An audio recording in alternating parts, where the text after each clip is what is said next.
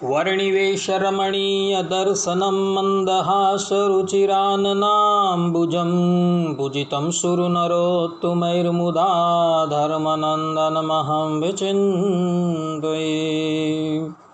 अस्मद्गुरुसमारम्भां नाथयामुनमध्यमां लक्ष्मीवल्लभपर्यन्तां वन्दे गुरुपरम्परां वन्दे गुरुपरम्परा। सहजानंद स्वामी महाराज ने जय। श्री नारायण मुनिदेवनी जय। श्री राधा विहारी लालनी जय। असतो मा षड्गमय तमसो मा ज्योतिर्गमय मृत्युर्मा अमृतं गमय। ओम शांति शांति शांति। આજની જ્ઞાન સભાની અંદર પધારનારા બધા જ ભગવદ્ ભક્તોને વેદાંતાચાર્ય પુરાણ ઇતિહાસાચાર્ય અમે ફિલોસોફી શાસ્ત્રી રાકેશભાઈના હિતપૂર્વક જય સ્વામિનારાયણ। ભક્તો, ગયા વખતની દસમ સ્કંદની કથાની અંદર આપણે બધાએ ભગવાન શ્રી કૃષ્ણએ કલિય નાગની ઉપર જે કૃપા કરી હતી એ કથા આપણે શ્રવણ કરી। આ ઉપરાંત ભગવાન શ્રી કૃષ્ણએ કલિય નાગને નાથ્યો અને એ દિવસે ઘણું મોડું થઈ ગયું હોવાથી બધા જ વ્રજના ગોપો અને ગોવાળો યમુના કિનારે જ સૂઈ રહ્યા અને તે વખતે વનની અંદર અચાનક દાવાનળ જે છે પ્રગટ થઈ જાય છે અને એને લઈને ગોપો છે ગોવાળો છે બધા ત્રાસ પામી જાય છે। ભગવાન શ્રી કૃષ્ણના શરણમાં જાય છે અને ભગવાન શ્રી કૃષ્ણ એ સંપૂર્ણ દાવાનળને પોતાના મુખની અંદર ગ્રહણ કરી લે છે અને ભગવાન એવું બતાવે છે કે મુખાદ અગ્નિ અજાયત, મારા મુખ થકી જ અગ્નિ જે છે એ પ્રગટ થયેલી છે અને એ જ અગ્નિનું હું પાન કરું છું। ઉપનિષદની અંદર આ વાત લખાયેલી છે। ભક્તો, હું અગાડી પણ કહી ગયો હતો તે પ્રમાણે યમુના જે છે, યમુનાનો જે કિનારો છે એ ભક્તિ સ્વરૂપ છે અને એ ભક્તિના કિનારાની ઉપર ક્યારેય પણ અપવિત્રતા હોવી ન જોઈએ। મનુષ્ય જ્યારે ભક્તિ માર્ગની અંદર પ્રવૃત્ત થાય છે ત્યારે એની અંદર ક્યારેય પણ અપવિત્રતા હોવી ન જોઈએ। સર્વપ્રથમ ભગવાન શ્રી કૃષ્ણએ અપવિત્રતાને સમાપ્ત કરેલી છે। પૂતના જે છે એ અપવિત્રતા જે છે એનું પ્રતીક છે। પૂતના, પવિત્ર જે નથી તે પૂતના છે। ભગવાને સર્વપ્રથમ પૂતનાને સમાપ્ત કરી, ત્યારબાદ એ ભક્તિના કિનારાની ઉપર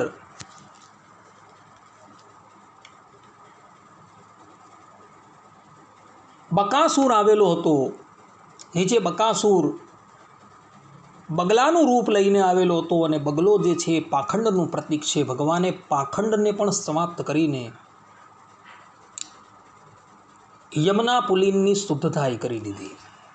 ત્યારબાદ અગાસુર રૂપી પાપ જે છે એ મુખ પહોળું કરીને ભગવાનને તથા એમના ગોપ બાળકોને ગળવા માટે આવેલું।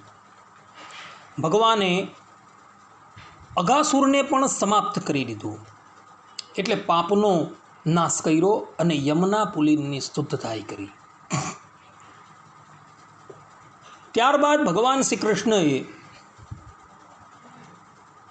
ધેનુકાસુર નામના દૈત્યને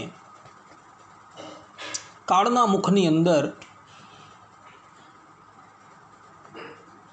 મૂકી દીધું. બળદેવજીએ ધેનુકાસુરનો વધ કરેલો હતો. એનું કારણ છે કે ધેનુકાસુર એક ખરના રૂપની અંદર આવેલું હતું. ખર અર્થાત કે ગધેડો. અને મહાપુરુષો કહે છે કે આ ધેનુકાસુર જે છે એ દેહાધ્યાસ છે. દેહને જ જે પોતે આત્મા માનતો હોય તેને ધેનુકાસુર કહેવામાં આવે. અને આવા ધેનુકાસુરને કોણ નાશ કરે? તો જે સ્વયં જ્ઞાનને ધારણ કરતો હોય, જેની અંદર સત અને અસતનો વિવેક હોય, એ જ ધેનુકાસુરનો વધ કરે. બળદેવજી સાક્ષાત શંકરસણનો અવતાર છે. અને શંકરસણની અંદર જ્ઞાન અને બલ રહેલા છે.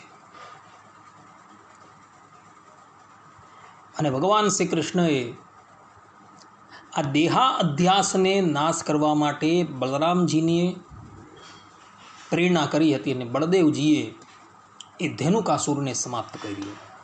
ત્યારબાદ ભગવાન શ્રી કૃષ્ણએ કલિય નાગને નાયથો છે. કલિય નાગ એ ઇન્દ્રિયાધ્યાસ છે. ઇન્દ્રિયોની અંદર જ્યાં લગીન વિષ હોય ત્યાં લગીન પરિપૂર્ણ રૂપે ભક્તિ જે છે એ તમારા હૃદયની અંદર પ્રગટ ન થઈ શકે. કારણ કે ઇન્દ્રિયની અંદર વિષ રહેલું છે, વિષય પ્રત્યે આસક્તિ રહેલી છે. અને જ્યાં લગીન વિષય પ્રત્યે આસક્તિ હોય ત્યાં લગીન મનુષ્યને પરમાત્માની ભક્તિ કરવાનો આનંદ ન આવે. ભગવાન શ્રી કૃષ્ણએ યમુનાના ધરાની અંદર રહેલો કલિય નાગ, જે ઇન્દ્રિય અધ્યાસનું પ્રતીક છે, એના વિષને સમાપ્ત કરીને એને ત્યાંથી રમણક દ્વીપની અંદર મોકલી દીધું અને યમુનારૂપી ભક્તિની શુદ્ધતાઈ કરી. ધેનુકાસુર દેહાધ્યાસ છે. કલિયનાગ ઇન્દ્રિય અધ્યાસે, અર્થાત કે ઇન્દ્રિયને આત્મા માનનારો જે છે એ કલિયનાગ છે. હવે અંતિમ અધ્યાસ આવે છે પ્રાણાધ્યાસ. અને પ્રાણાધ્યાસને પણ સમાપ્ત કરીને પછી તમે જોજો દસમ સ્કંદની અંદર શરદ ઋતુનું વર્ણન છે અને વેણુગીતનું વર્ણન છે. વેણુગીત પછી ચીરહરણની લીલા છે. અને ચીરહરણની લીલા દ્વારા ભગવાન શ્રી કૃષ્ણ એવું સૂચવે છે કે મારા ભક્તની અંદર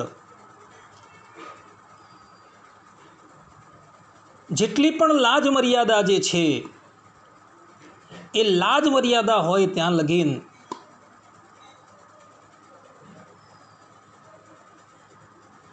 મારી ભક્તિનો ઉદય એ એના હૃદયની અંદર પરિપૂર્ણ રૂપે ન થઈ શકે. ભગવાન શ્રી કૃષ્ણએ ગોપીઓના ચીરહરણ કરી દીધેલા હતા. અને પછી તમે જુઓ સીધી રાસલીલા આવે છે, જેની અંદર પૂતનાથી લઈને ચીરહરણ પર્યંતની બધી પ્રક્રિયાઓમાંથી પસાર થઈને એ શુદ્ધ થયેલો જીવાત્મા જે છે, એ વિશુદ્ધ થયેલો જીવાત્મા જે છે તેનું મિલન વિશુદ્ધ એવા પરમાત્માની સાથે રાસલીલાની અંદર થાય છે. રાસલીલા એ વિશુદ્ધ થયેલા જીવાત્મા અને વિશુદ્ધ એવા પરમાત્માનું મિલન છે. ભક્તો શ્રીમદ ભાગવતના 10મ સ્કંદના 53મા અધ્યાયના 24મા શ્લોકની અંદર ભગવાન વેદવ્યાસજી કહે છે કે પરમાત્મા જે છે એ વિશુદ્ધ તત્વ છે અને વિશુદ્ધ થયેલા મહાત્માઓ જ એ ભગવાનની સાથે પ્રેમ કરી શકે છે. બીજા કોઈ જીવાત્માઓ ભગવાનની સાથે પ્રેમ નથી કરી શકતા. ગોપીઓ વિશુદ્ધ થઈ ગયેલી છે અને વિશુદ્ધ થઈ ગયેલી હોવાથી જ એ ભગવાનની સાથે પ્રેમ કરી શકે છે. એ પ્રેમ જે છે એ પ્રેમ એનો અલૌકિક હતો. એટલે જ માટે નારદ ભક્તિ સૂત્રની અંદર નારદજી કહે છે યથા વ્રજ ગોપિકા નામ, કે ભગવાનને વિશે ભક્તિ કેવી, પ્રેમ કેવો, તો ગોપીઓને જેવો હતો તેવો. ભગવાન સ્વામિનારાયણ પણ વચનામૃતની અંદર કહે છે કે ગોપીઓના જેવી તો ભક્તિ. ભગવાન સ્વામિનારાયણે પણ ભક્તિના આદર્શ તરીકે ગોપીઓને પ્રમાણભૂત કરેલા છે. માટે રાસલીલાની અંદર જે ભગવાનની સાથે એ ગોપીઓનું મિલન થયું છે એ વિશુદ્ધ થયેલા જીવાત્માનું વિશુદ્ધ એવા પરમાત્માની સાથે મિલન છે. અને એ કોઈ પ્રાકૃત મિલન નથી, એ તો દિવ્ય મિલન છે. વધારે પડતો ખુલાસો હું અગાડી જ્યારે રાસલીલાની કથા કહેવીશ ત્યારે એની અંદર હું કરીશ.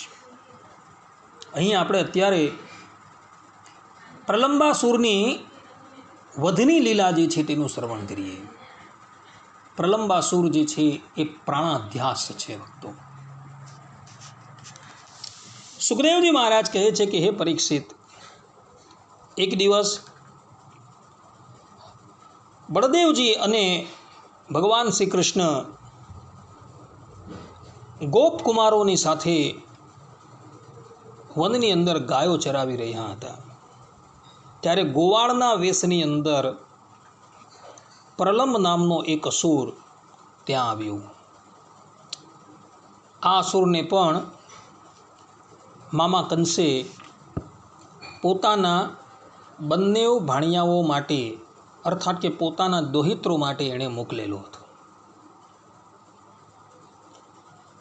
આ અસુરના મનની અંદર એવી ઈચ્છા હતી કે હું બલરામ અને શ્રી કૃષ્ણને ઉપાડીને અહીંથી લઈ જાઉં. ભક્તો, આ અસુર જે છે એ ભગવાનને ઉપાડવાની વાત કરે છે, જેના રોમે રોમની અંદર અનંતકોટી બ્રહ્માંડો જે છે એ પરમાણુની જેમ ઉડતા ફરે છે. એ પરમાત્માને એ ઉચકવાની વાત કરે છે.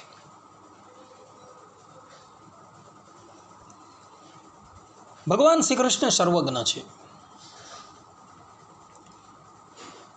તેઓ આ ગોવાળ વેશની અંદર આવેલા પ્રલંબાસુરને જોઈને ઓળખી જાય છે. કારણ કે ભગવાન શ્રી કૃષ્ણ તો એના હૃદયની અંદર પણ રહ્યા છે. હૃદય જીવ જીવ અંતર્યામિતયા સ્થિત જ્ઞેય ઈશૌસ સર્વ કર્મ ફલપ્રદ, ભગવાન સ્વામિનારાયણ કહે છે. અને 108મા શ્લોકની અંદર કે શ્રી કૃષ્ણ પરમ બ્રહ્મ ભગવાન પુરુષોત્તમ ઉપાસ્ય ઇષ્ટદેવો નઃ સર્વ આવિર્ભાવ કારણ.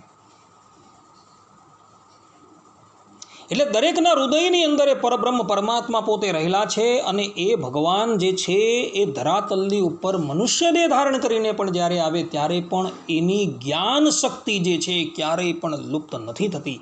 એ સર્વજ્ઞ જ હોય છે. ભગવાન શ્રી કૃષ્ણ બધું જાણે છે. ભગવાન શ્રી કૃષ્ણ એને ઓળખી ગયા છે.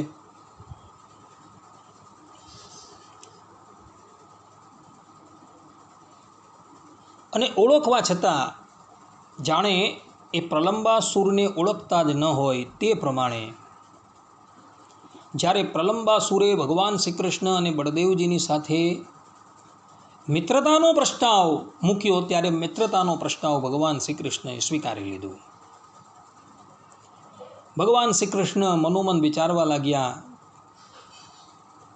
કે આનો વધ આપણે કેવી રીતના કરવો. ગોપકુમારોની અંદર સૌથી મહાન ખેલાડી અર્થાત કે રમતના આચાર્ય જે છે એ ભગવાન શ્રી કૃષ્ણ જ હતા. એટલે એમણે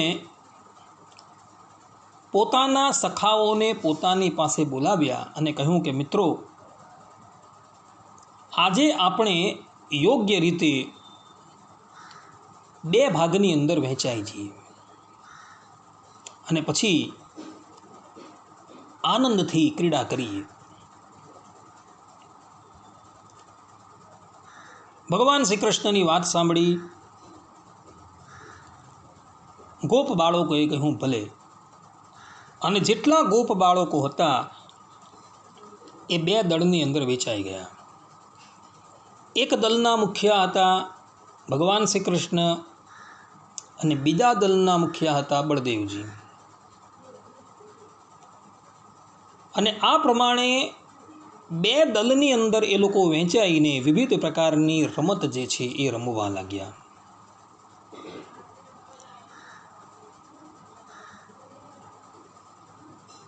અને ત્યાં શરત એ રાખી કે જે દળનો પરાજય થાય એણે જીતેલા વ્યક્તિને પોતાના ખભાની ઉપર ઉચકી એક નિશ્ચિત સ્થાનની ઉપર લઈ જવું. આ પ્રમાણે એકબીજાની પીઠ પર ચડતા અને ચડાવતા બંને દળના સભ્યો હતા એ રમત કરવા લાગ્યા. સુખદેવજી મહારાજ કહે છે કે હે પરીક્ષિત, એકવાર બળદેવજીના દળના શ્રીદામા, વૃષભ વગેરે ગ્વાલ બાળકો જે છે એ રમતમાં જીતી ગયા. ત્યારે સામા દળના શ્રી કૃષ્ણ વગેરે તેમને પીઠ પર બેસાડી નિશ્ચિત સ્થાન સુધી લઈ આવ્યા. હારી ગયેલા શ્રી કૃષ્ણએ શ્રીદામાને પોતાની પીઠ ઉપર ચડાવ્યો.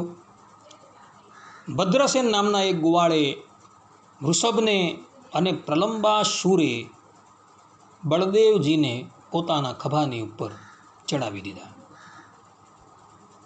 આ ગોપ બનેલો પ્રલંબાસુર જે છે એ ભગવાન શ્રી કૃષ્ણના દલની અંદર હતો ને એનું દલ હારી ગયું.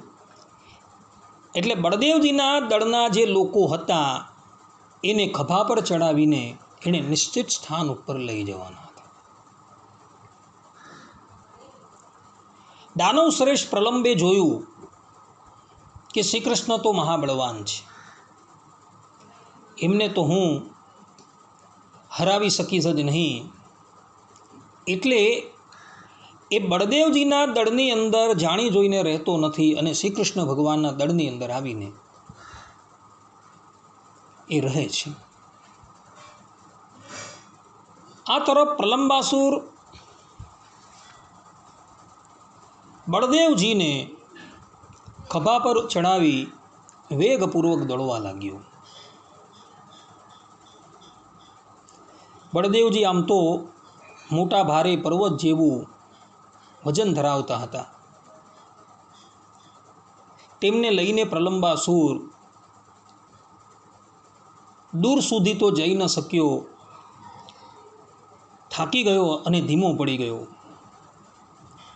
એટલે એણે પોતાનું જે મૂળ સ્વરૂપ હતું એ ધારણ કરી લીધું.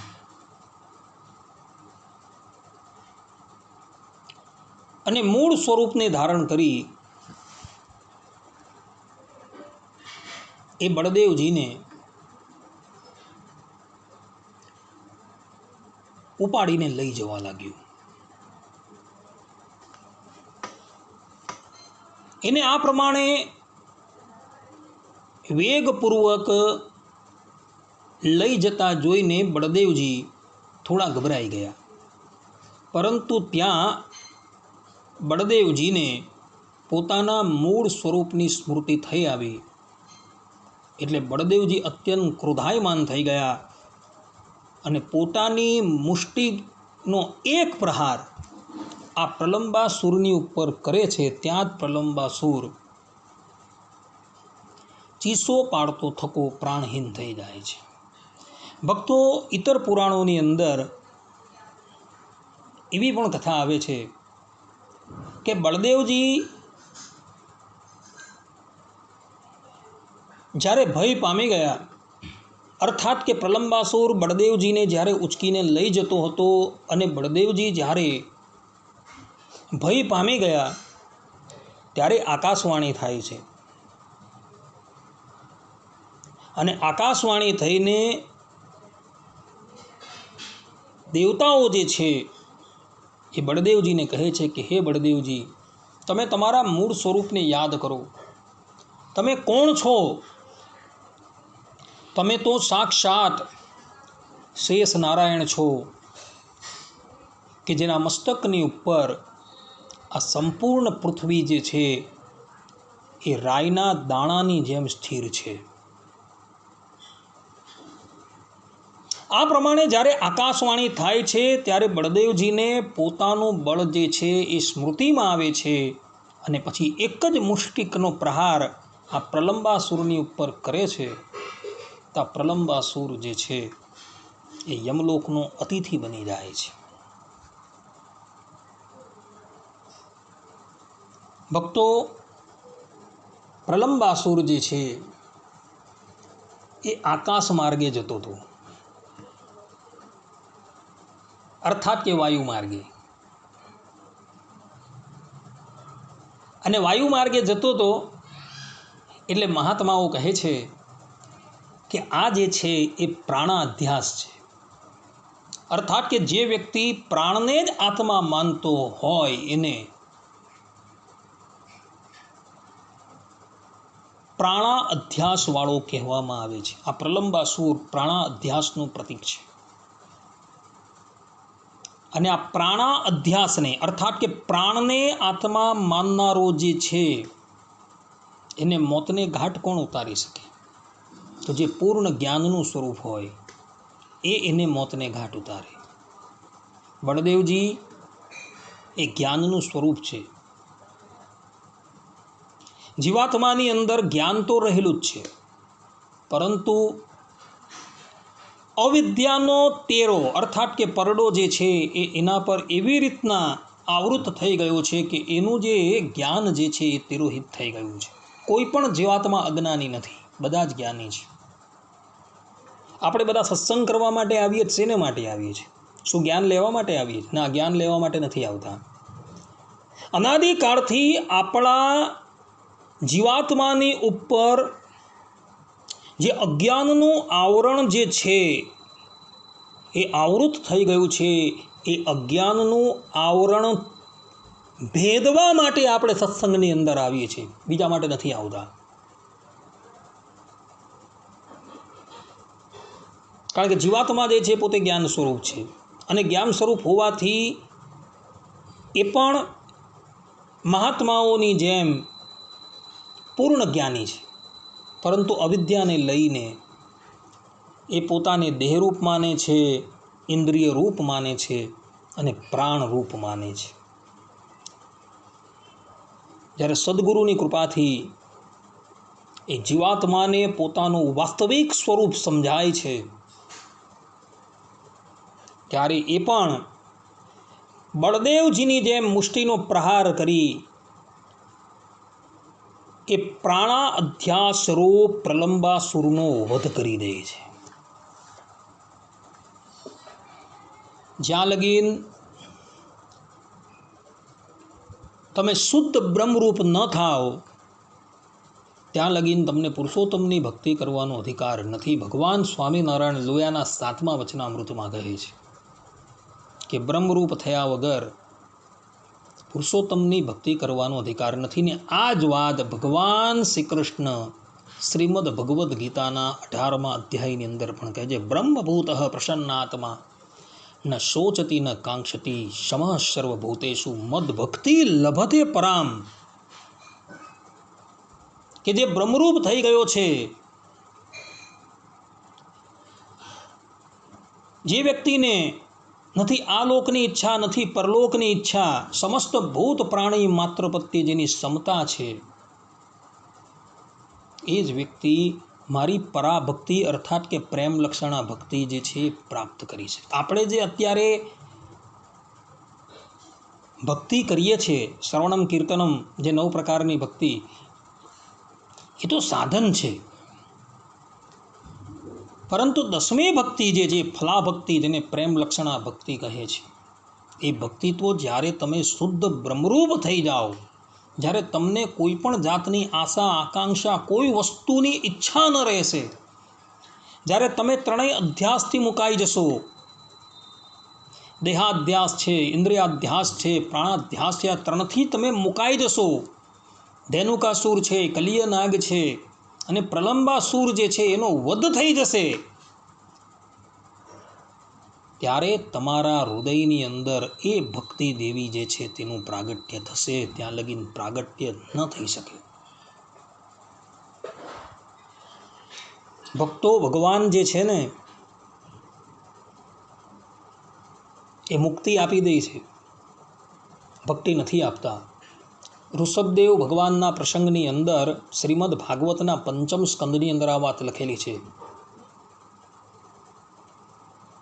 મુક્તિ દદાદી કરહી ચિત્ત ન ભક્તિ યોગ, કે ભગવાન મુક્તિ આપી દે છે પરંતુ ભક્તિ નથી આપતા. કેમ? કારણ કે વ્રજ વનિતા કર તાળી બજાવે, નટવર થઈ થઈ નાચે. ભગવાન પોતે બંધનમાં આવી જાય છે. જો ભક્તિ આપે તો ભગવાન પોતે બંધનમાં આવી જાય, ને પછી વ્રજની કુમારિકાઓ જે છે, વ્રજની ગોપીઓ જે છે, એ લાલાને કહે,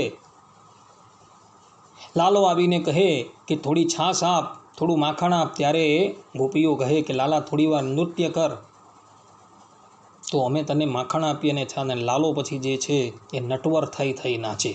જે જગતને નચાવે છે, જેનું નામ એક નટવર છે, એ પોતે ગોપીઓના કહેવાથી નૃત્ય કરે છે. માટે ભક્તો, ભગવાન જે છે એ ભક્તિયોગ આપતા નથી, એ મુક્તિ આપી દે છે તમને. આ પ્રમાણે ભગવાન શ્રી કૃષ્ણએ બળદેવજીના હાથે પ્રલંબાસુરનો વધ કરાવ્યો. ભક્તો, આ પ્રલંબાસુર પૂર્વજન્મમાં કોણ હતો એની કથા પણ જાણવા જેવી છે. ગર્ગ સંહિતાની અંદર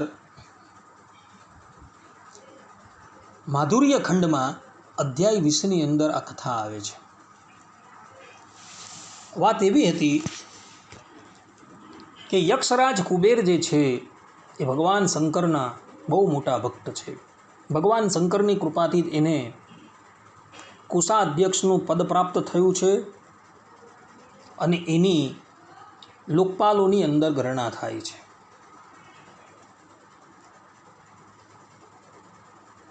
કુબેરજીએ પોતાની નગરીની પાસે એક ફૂલવાડી બનાવેલી હતી અને એ ફૂલવાડીની અંદર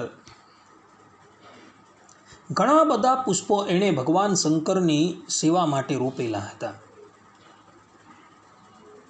અને ત્યાં એણે પોતાના સેવક જે યક્ષ છે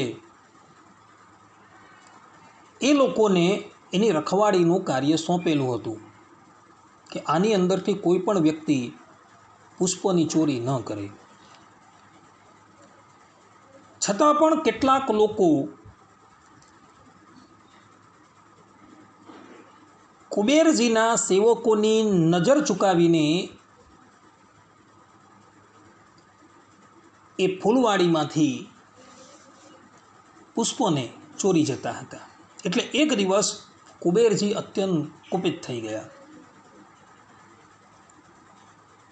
અને એવો શાપ આપતા બોલ્યા કે હવે પછી જે પણ કોઈક વ્યક્તિ આ ફૂલવાડીમાંથી પુષ્પોની ચોરી કરશે ને એ અસુર થઈ જશે. આ પ્રમાણેનો શાપ એમણે આપ્યો. ભલે એ પછી મનુષ્ય હોય, ગંધર્વો હોય, યક્ષ હોય કે દેવતા હોય, કોઈ પણ વ્યક્તિ હવે પછી આ ફૂલવાડીમાંથી ફૂલને ચોરશે તો એ અસુર થઈ જશે. આ પ્રમાણેનો એમણે શાપ આપેલો હતો. એક દિવસની વાત છે, હુહુ નામનો જે ગંધર્વ છે એનો દીકરો વિજય, જે ભગવાન વિષ્ણુનો એકાંતિક ભક્ત હતો, જે પૂતલની ઉપર તીર્થયાત્રા કરવા માટે આવેલો હતો અને વિભિન્ન પ્રકારના તીર્થોની અંદર ભ્રમણ કરીને એ કુબેરની અલકાપુરી જે છે એ અલકાપુરીની પાસે આવેલી આ ફૂલવાડીમાં આવ્યો. આ ફૂલવાડીનું નામ છે ચૈત્રરથ. એના એક હાથની અંદર વીણા છે અને વીણાને વગાડતો અને ભગવાનના ગુણગાન ગાતો થકો એ આ ફૂલવાડીની અંદર આવે છે. એણે જોયું કે ફૂલવાડીની અંદર બહુ સરસ મજાના પુષ્પો જે છે એ ઉગેલા છે અને આ પુષ્પો જે છે ભગવાન વિષ્ણુની પૂજાની અંદર કામ આવે એવા છે. એને ખબર નથી કે કુબેરજીએ અહીં શાપ આપેલો છે. એને અજાણતાની અંદર એ બધા જ પુષ્પો જે છે તેમાંથી પુષ્પોમાંથી કેટલાક પુષ્પો ભગવાન વિષ્ણુની પૂજા માટે ચૂંટી લીધા અને જ્યાં એ પૂછ્યા વગર આ પુષ્પોને ચૂંટે છે ત્યાં જ એના સ્વરૂપની અંદર પરિવર્તન આવી જાય છે અને એ અસુર થઈ જાય છે. ત્યારબાદ કુબેરના સેવકો દ્વારા એને બધી વાતની ખબર પડે છે. એટલે એ મહારાજા કુબેરની પાસે જાય છે અને પોતાનું સમસ્ત વૃત્તાંત જે છે એને સંભળાવે છે. કુબેરજી પણ વિચાર કરવા લાગ્યા કે આખું ભગવાનનો ભક્ત છે અને ભગવાન વિષ્ણુની સેવા માટે એ પુષ્પો લેતો હતો, પરંતુ મારો શાપ જે છે એ તો અમોઘ છે, હવે શું કરવું? વિજય નામનો ગંધર્વ કુબેરજીને કહે છે, દેવ, મારા આ શાપને તમે અનુગ્રહની અંદર પરિવર્તિત કરો. કુબેરજી પણ ભગવાનના બહુ મોટા ભક્ત છે.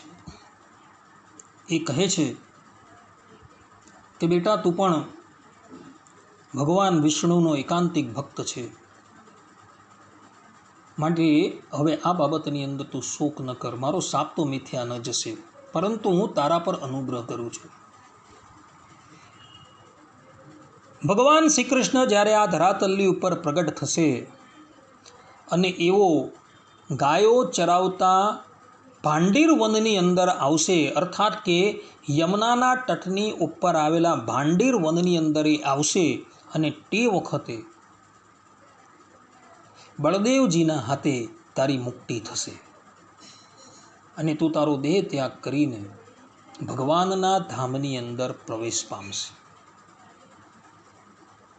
આ પ્રમાણે અનુગ્રહ કરે છે. ત્યારબાદ આ વિજય નામનો ગંધર્વ જે છે,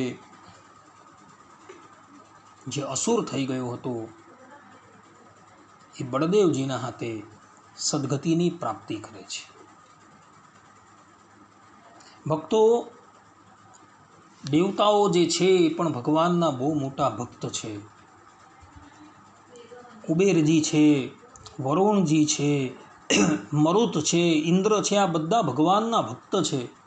એ કોઈ સામાન્ય વ્યક્તિ નથી, એ આધિકારિક ભક્ત છે. એ લોકોનો જ્યાં લગીન અધિકાર હોય ત્યાં લગીન એ લોકો પોતાના સ્થાનની ઉપર નિયુક્ત રહે છે અને ભગવાનની આજ્ઞાનું એ લોકો પાલન કરતા હોય છે. ઉપનિષદની અંદર સ્પષ્ટ રૂપે સ્વર્ગ નામની એક વિદ્યા આવે છે. એની અંદર ભગવાન વેદવ્યાસજી સ્પષ્ટ રૂપે કહે છે કે દેવતાઓને પણ ભગવાનની ઉપાસના કરવાનો અધિકાર છે. એટલે દેવતા લોકો પણ જો ભગવાનની ઉપાસના કરે તો એ દેવતાઓનો દેહ ત્યાગ કરીને એ લોકો ભગવાનના ધામની અંદર પ્રવેશ પામી જાય. પરંતુ ત્યાં જો ભોગની અંદર અતિશય આસક્ત રહે તો પછી એ લોકોએ પણ પુનઃ માનવ લોકની અંદર આવવું પડે છે.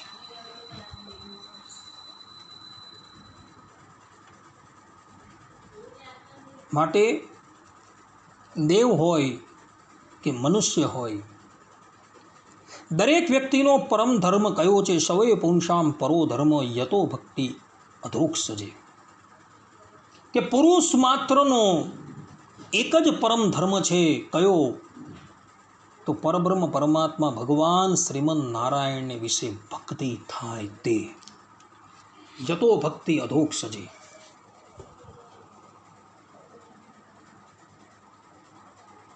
આ જ એનો પરમ ધર્મ છે, બીજો કોઈ ધર્મ નથી. જીવનભર ધર્મનું આચરણ કરવામાં આવે. શાસ્ત્રોની અંદર જે પણ કોઈક ધર્મો બતલાવવામાં આવેલા છે એ ધર્મોનું આચરણ કરે, છતાં પણ જો એ ધર્મનું આચરણ કરતાં એને ભગવાનને વિશે જો ભક્તિ નથી ને, તો એનું એ બધું જ આચરણ જે છે એ વૃથા થઈ જાય છે. આપણે જીવનની અંદર જે આ ધર્મનું આચરણ કરીએ છીએ, વિષયો પરથી પોતાની વૃત્તિઓ જે છે એને પરાંગમુખ કરીને આપણે પરમાત્માની અંદર જોડીએ છીએ.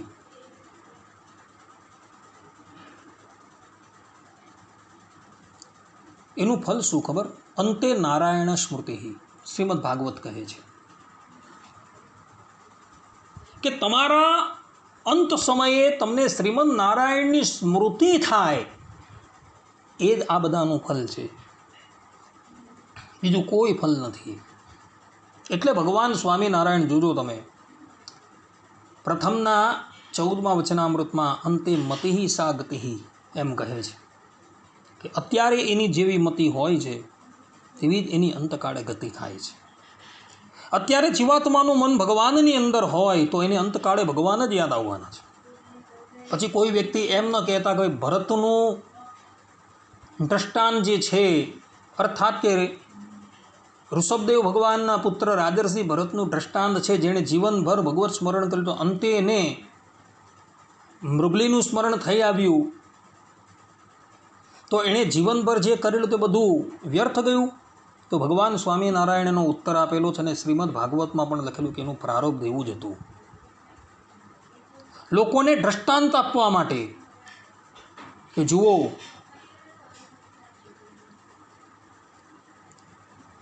કે અતિશય દયા જે છે ને, એ અતિશય દયા પણ બંધનનું કારણ બની જાય છે. માટે એવી દયા પણ ન રાખવી કે દયા તમારી ઉપર હાવી થઈ જાય અને તમે ભગવાનને ભૂલી જાઓ. ભરત રાજાની ઉપર એ દયા જે છે હાવી થઈ ગયેલી હતી અને પછી બધી જ બાજુથી એણે પોતાની વૃત્તિ જે છે એ વાળીને પરમાત્માની અંદર સ્થિર કરી દીધેલી. એ જ વૃત્તિ એણે મૃગની અંદર સ્થિર કરી દીધી અને એને લઈને એણે બીજા જન્મની અંદર મૃગ બનવું પડેલું. માટે ભક્તો, અતિશય દયા પણ જે છે ને અમુક ફેરી જીવાત્માને કષ્ટ આપનારી થઈ જાય છે. બળદેવજીએ પ્રલંબાસુરનો વધ કર્યો છે.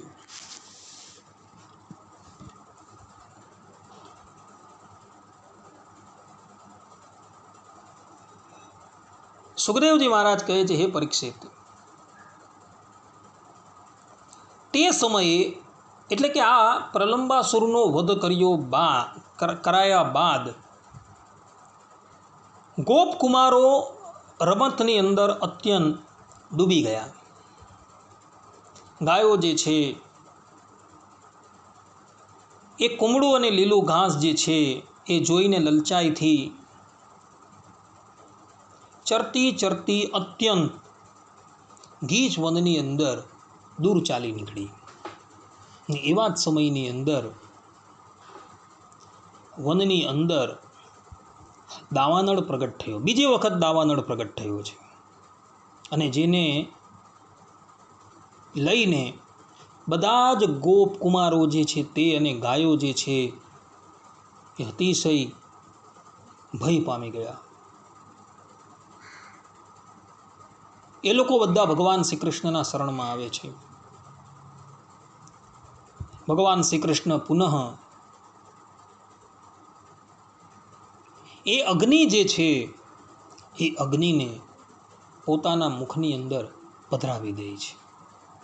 ભક્તો, મહાત્માઓએ આના પણ બહુ સુંદર ભાવ આપેલા છે. એક મહાત્મા કહે છે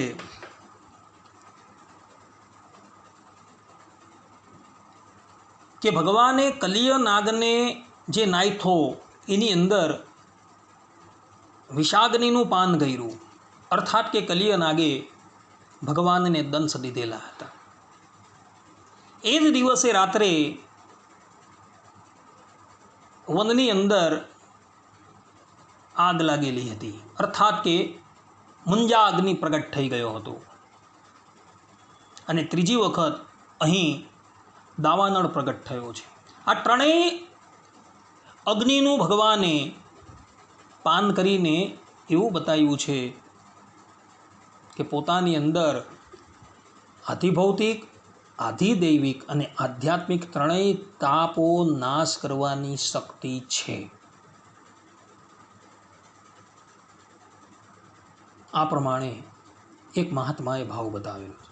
તો બીજા મહાત્મા કહે છે કે અગાઉ ભગવાન શ્રી કૃષ્ણએ અગ્નિનું પાન જે છે એ રાત્રિના સમયે કરેલું હતું, અને બીજી વખત એટલે કે પ્રલંબાસુરને માર્યા બાદ જે વનની અંદર દાવાગ્નિ પ્રગટ થયો એ દિવસે મધ્યાહનનો સમય હતો, અને મધ્યાહનના સમયની અંદર ભગવાને અગ્નિનું પાન કર્યું છે. આ પ્રમાણે બતાવી ભગવાન શ્રી કૃષ્ણ એવું કહેવા માગે છે કે હું ભક્તજનોનો તાપ હરવા માટે હંમેશા તત્પર રહેલો છું.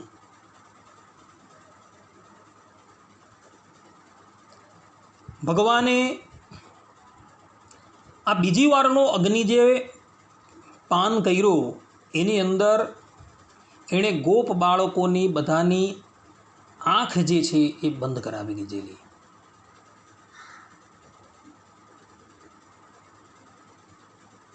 અને પછી એ ભગવાન શ્રી કૃષ્ણ એ અગ્નિનું પાન કરી જાય છે. એક મહાત્મા કહે છે કે પહેલી વાર બધાની સામે અને બીજી વાર બધાની આંખ બંધ કરાવીને શ્રી કૃષ્ણ ભગવાને અગ્નિનું પાન કરેલું હતું. એનો અભિપ્રાય એવો છે કે ભગવાન પરોક્ષ રૂપે અને અપરોક્ષ બંને પ્રકારે ભક્તોનું હિત કરનારા છે. એટલે પ્રથમ વખત બધાની સામું અને બીજી વખત અપરોક્ષ રૂપે એ ભગવાને અગ્નિનું પાન કરી દીધેલું હતું. આ પ્રમાણેની લીલા કરી ભગવાન શ્રી કૃષ્ણએ પોતાના ગોપ બાળકોની અને ગાયોની રક્ષા કરી હતી. આ પ્રમાણે અહીં દસમ સ્કંદના 19મા અધ્યાયની લીલા જે છે એ સમાપ્ત થાય છે. ભક્તો, હવે 20મા અધ્યાયની અંદર વર્ષા ઋતુનું અને શરદ ઋતુનું વર્ણન છે. ભક્તો, આ અધ્યાય જે છે ને બહુ મહત્વનો છે, અને આ અધ્યાયની અંદર ભગવાન કૃષ્ણ દ્વૈપાયન વ્યાસજી વર્ષા ઋતુનું અને શરદ ઋતુનું વર્ણન કરતા થકા ધર્મનું ગૂઢ રહસ્ય જે છે એ પ્રગટ કરે છે. પરંતુ અત્યારે સમયનો અભાવ હોવાથી આપણે આ કથાને અત્યારે અહીં વિરામ આપીએ છીએ. હવે પછીની કથાની અંદર આપણે વર્ષા ઋતુ અને શરદ ઋતુનું વર્ણન જે છે એ નિહાળશું, અને એના દ્વારા ભગવાન કૃષ્ણ દ્વૈપાયને જે ધર્મનો ગૂઢ ઉપદેશ આપેલો છે એ શ્રવણ કરશું. ત્યાં લગીન બધા જ ભગવદ્ ભક્તોને હેતપૂર્વક જય સ્વામિનારાયણ. સર્વે સંતુ નિરામય, સર્વે સુખીનો ભવંતુ, સર્વે ભદ્રાણી પશ્યંતુ, મા કશ્ચિત દુઃખ ભાગ ભવેત. અસ્તુ. જય સ્વામિનારાયણ.